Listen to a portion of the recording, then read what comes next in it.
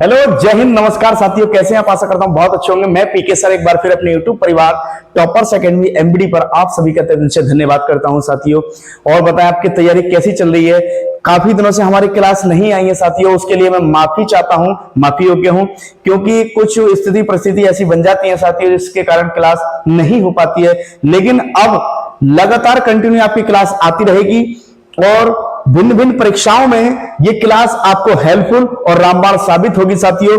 जैसे कि आपने देखा होगा अभी एएलपी एंड टेक्नीशियन का एग्जाम, एएलपी का एग्जाम तो बस नवंबर के फर्स्ट वीक में या सेकंड वीक से स्टार्ट हो जाए। नवंबर या दिसंबर में डेट कंफर्म है बिल्कुल एएलपी एंड टेक्नीशियन का एग्जाम। मेरे प्यारे साथियों, ये बायोलॉजी की क्लास है और बायोलॉजी में यहां से 1 से 2% 100% फंसने ही वाले हैं साथियों। तो वीडियो को लास्ट तक जरूर देखें और वॉच करें। और चैनल को जिस किसी भी बहन भाई ने सब्सक्राइब नहीं कर रखा है तो प्लीज चैनल को सब्सक्राइब कर लें ताकि हमारा नोटिफिकेशन आप तक पहुंच सके साथियों। और इस क्लास को उन बच्चों तक पहुंचा दें जिन बच्चों तक इस क्लास की आवश्यकता है साथियों। और बस इसी क्रम में हम अपनी क्लास को आगे बढ़ाते हैं, ज्यादा समय ना लेते हुए साथियों। चलिए, टॉपिक श्वसन, टॉपिक का नाम है श्वसन।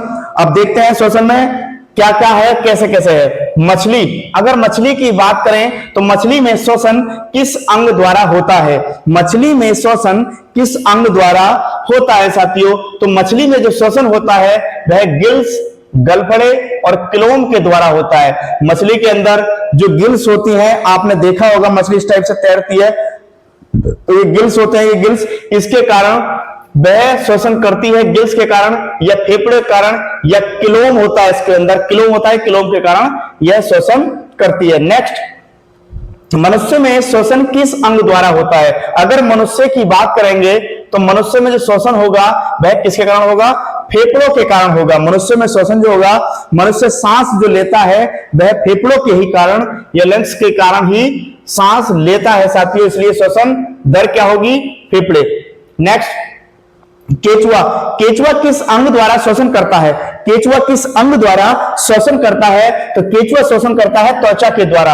आपने देखा होगा केचुआ, भाई केचुए का ना ही तो मुंह होता है, वो इधर को भी चल लेता है उधर को भी चल लेता है। तो केचुआ किसके कारण श्वसन करता है? त्वचा के कारण श्वसन करता है। अगर मेंढक की बात करें, मेंढक में फ्रॉक्स की बात करें तो मेंढक में श्वसन किस अंग के द्वारा होता है?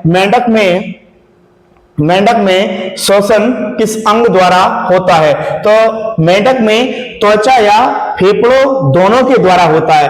या तो त्वचा अगर ऑप्शन में आ जाए, त्वचा या फेफड़े आ जाए, तो इन दोनों के द्वारा श्वसन करता है। कौन? मेंढक। इन दोनों के द्वारा, अगर दोनों ऑप्शन में आ जाए तो इन दोनों के द्वारा श्वसन करता है मेंढक। नेक्स्ट क्वेश्चन की बात करेंगे, भेक शिशु। भेक शिशु में श्वसन किस अंग द्वारा होता है? भेक शिशु में श्वसन किस अंग द्वारा होता है? तो भेक शिशु में जो श्वसन होता है वह गिल्स के द्वारा होता है। किसके कारण होता है साथियों? गिल्स के कारण होता है साथियों।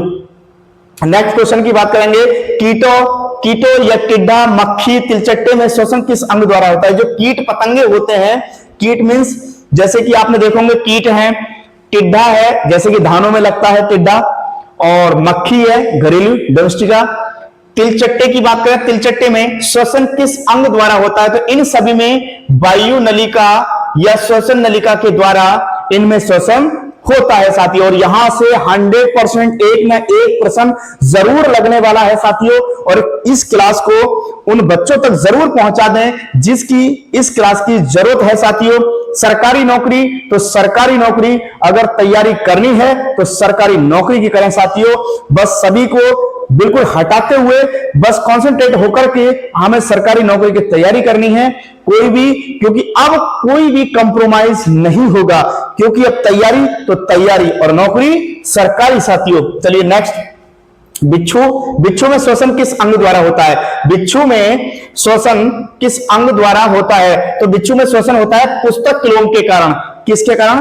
पुस्तक क्लोम के कारण। क्योंकि इसको इस हिसाब से भी याद कर सकते हैं कि पुस्तक में बिच्छू घुस गया, पुस्तक में बिच्छू घुस गया, तो बिच्छू में श्वसन जो होगा वह पुस्तक क्लोम के कारण होगा। बिच्छू में श्वसन होगा पुस्तक क्लोम के कारण होगा साथियों। नेक्स्ट क्वेश्चन की बात करेंगे, श्वसन की क्रिया कैसी है? श्वसन की क्रिया जो अपने आप में है वह ऐच्छिक क्रिया है या अनैच्छिक क्रिया है? तो श्वसन की क्रिया जो है वह अनैच्छिक क्रिया है। अनैच्छिक क्रिया का मतलब है बिना इच्छा के होना। ऐच्छिक क्रियाएं कौन सी होती हैं? ऐच्छिक क्रियाएं वह होती है जो हमारे इच्छा के अनुसार होती हैं, और अनैच्छिक क्रियाएं वह होती हैं जो कि बिना बताए बिना सोचे समझे क्रियाएं हो जाती हैं। जैसे फॉर एग्जाम्पल में आप मान लीजिए आपने आग पर हाथ रखा, तो आप किसी से ये कहेंगे कि मैं आग पे से हाथ हटा लूं क्या? नहीं कहेंगे ना, बस अपने आप हट जाएगा। तो अनैच्छिक क्रियाएं, बिना इच्छा के होने वाली क्रियाएं अनैच्छिक क्रियाएं कहलाती हैं। नेक्स्ट क्वेश्चन की बात करेंगे, मनुष्य में सामान्य अवस्था में श्वसन दर कितनी होती है? मनुष्य में सामान्य अवस्था में जो श्वसन दर होती है वह कितनी होती है? तो 15 से 18 बार प्रति मिनट होती है। कितनी होती है साथियों? 15 से 18 बार प्रति मिनट। 15 से 18 बार प्रति मिनट दर होती है किसकी? श्वसन की। किसके अंदर? मनुष्य के अंदर।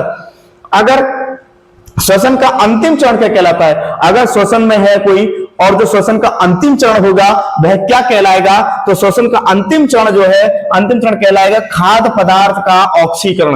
खाद्य पदार्थ का ऑक्सीकरण कहलाएगा। मनुष्य में सामान्य अवस्था में श्वसन दर कितनी होती है? मनुष्य में सामान्य अवस्था में श्वसन दर जो होती है 15 से 18 बार होती है, और श्वसन का अंतिम चरण जो कहलाता है वह खाद्य पदार्थ का ऑक्सीकरण कहलाता है। नेक्स्ट क्वेश्चन की तरफ चलते हैं। ऑक्सी या वायु श्वसन क्या है? ऑक्सी या वायु श्वसन क्या है? तो ऑक्सी या वायु श्वसन है वायु की उपस्थिति में ग्लूकोज से कार्बन डाइऑक्साइड एवं जल बन जाते हैं। अगर ऑक्सी वायु श्वसन की बात करेगा, ऑक्सी वायु श्वसन की बात करेगा, तो वायु की उपस्थिति में ग्लूकोज से कार्बन डाइऑक्साइड एवं जल बनते हैं। अब इसी का नेक्स्ट देखते हैं क्वेश्चन नंबर नेक्स्ट।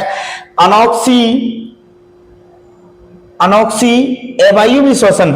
अनॉक्सी अवायवीय श्वसन क्या है?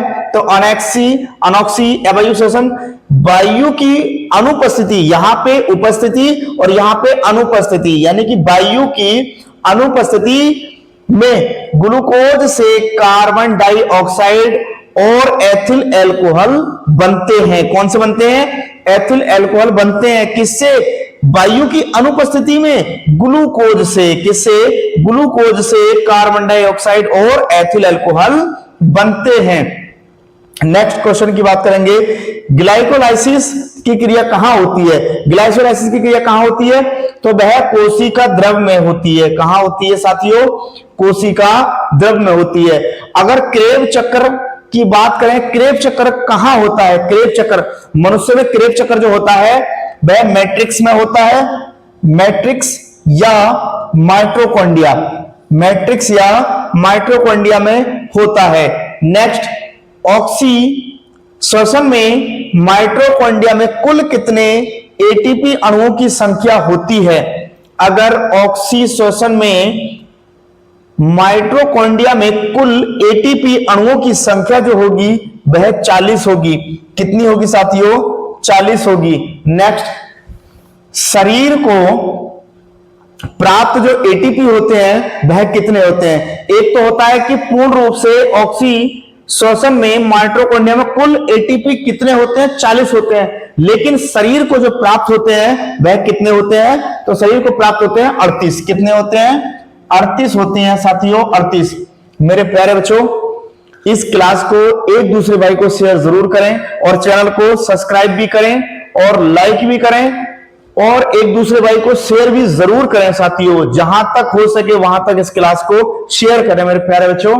चलिए नेक्स्ट की बात करेंगे, ऊर्जा का दलाल कहा जाता है। ऊर्जा का दलाल जो कहा जाता है वह किसको कहा जाता है? और यह क्वेश्चन आ चुका है एग्जाम के अंदर। ऊर्जा का दलाल किसको कहा जाता है? तो वह कहा जाता है एटीपी को, एडिनोसिन ट्राइफॉस्फेट। एटीपी को कहा जाता है, किसको कहा जाता है? एटीपी को। और एटीपी प्राप्त कर लेने के कारण यह ऊर्जा का दलाल कहलाता है। जैसे कि 40 एटीपी होते हैं, 38 एटीपी शरीर को चाहिए होते हैं, 2 एटीपी बच रहते हैं, तो एटीपी वो ऊर्जा का दलाल कहलाते हैं। नेक्स्ट की बात करेंगे, किस अंग को कोशिका का ऊर्जा गृह कहा जाता है? किस अंग को कोशिका का ऊर्जा गृह कहा जाता है? तो किसको कहा जाता है साथियों? वह माइटोकॉन्ड्रिया को कहा जाता है। अगर माइटोकॉन्ड्रिया की खोज की बात करें, खोज की बात करें तो अल्टमान ने की, अल्टमान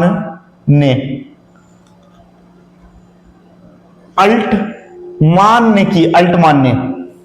नेक्स्ट की बात करेंगे, किसकी 1 ग्राम मात्रा से अन्य की अपेक्षा ऊर्जा उत्पन्न होती है? यह क्वेश्चन बहुत आता है, कंफ्यूजन क्वेश्चन है। आज इसको क्लियर कर लो मेरे प्यारे बच्चों। किसी 1 ग्राम मात्रा से अन्य की अपेक्षा अधिक ऊर्जा उत्पन्न होगी। अगर ऊर्जा की बात करेगा, ऊर्जा उत्पन्न किसमें होगी? तो वह होगी वसा के अंदर। किसमें होगी साथियों? वसा में। और अंदर ली गई वायु में गैसों की मात्रा, आप देखते हैं मनुष्य के द्वारा जो वायु अंदर ली जाती है, तो उसके अंदर कौन कौन सी गैसें कितनी मात्रा में जाती हैं? तो अंदर ली गई वायु में गैसों की मात्रा जो होगी, नाइट्रोजन जो होगी 78.04% होगी। कितनी होगी नाइट्रोजन? 78.04% होगी। यदि ऑक्सीजन की बात करें तो ऑक्सीजन होगी 21% ऑक्सीजन अंदर ली गई वायु में ऑक्सीजन की मात्रा 21% पहुंच जाती है। कार्बन डाइऑक्साइड की बात करेंगे तो 0.03%। कितनी? 0.03%। अब ऐसे बाहर निकाली गई वायु में गैसों की मात्रा, अगर बाहर निकालते तो वायु में गैसों की मात्रा कितनी होगी? तो नाइट्रोजन की बात करेंगे तो नाइट्रोजन पूरी की पूरी निकल जाती है, 78.04% पूरी बाहर निकल जाती है। अगर ऑक्सीजन की बात करेंगे तो ये 17% बाहर निकल जाती है। और कार्बन डाइऑक्साइड की बात करेंगे तो कहां, तो देखो 0.03% थी, लेकिन बाहर निकल के आ रही है 4%। कितनी? 4%। 4% बाहर निकल करके आ रही है साथियों। नेक्स्ट की बात करेंगे, एटीपी का पूरा नाम क्या है? Adenosine triphosphate. एडिनोसिन ट्राइफॉस्फेट क्या है? एटीपी की full form adenosine triphosphate. Next की बात करेंगे, एडीपी यहां पे आ गया। एडीपी का पूरा नाम क्या है? ये क्वेश्चन आ जाता है साथियों, और ये भिन्न भिन्न परीक्षाओं में पूछे जाते हैं। तो एडिनोसिन डाइफॉस्फेट, डी की जगह डाई लगा देंगे और इसकी जगह ट्राई लगा देंगे। बकाया सेम बिल्कुल ऐसा जो का तो देखने को मिलेगा। ADP adenosine diphosphate, ATP adenosine triphosphate. Next की बात करेंगे, श्वसन क्रिया का नियंत्रण कौन करता है? श्वसन की क्रिया का जो नियंत्रण करता है वह कौन करता है साथियों? तो श्वसन की क्रिया का जो नियंत्रण करता है मस्तिष्क का मेड्यूला।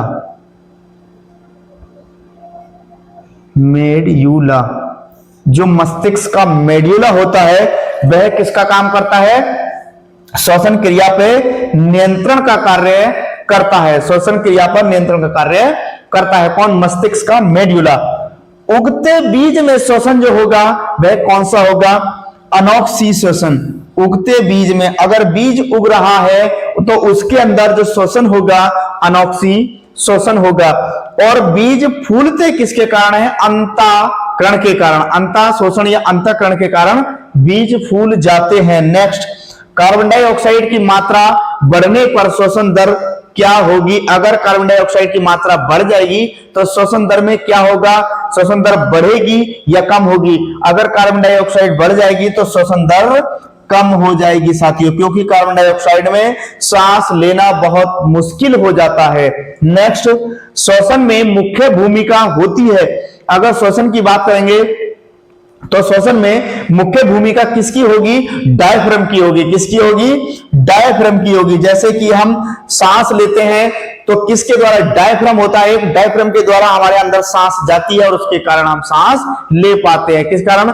डायफ्राम के कारण। नेक्स्ट की बात करेंगे, खांसी का कारण। जो खांसी होगी उसका कारण क्या है? खांसी बार बार आएगी।